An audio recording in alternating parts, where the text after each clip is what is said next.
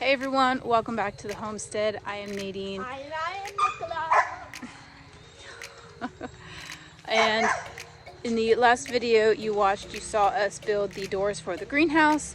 I just finished painting them. So I wanted to finish trimming those out and then possibly get some of the pallet paneling done on the backside of the greenhouse. So let me kind of show you where we left off and what we're going to be doing. Hi. All right, so these are the greenhouse doors. As you can see, I just finished painting them.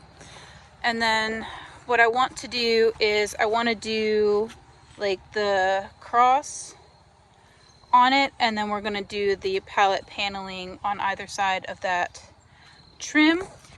So I've got about an hour before the sun goes down, so I'm going to get you guys on a tripod and then get to work.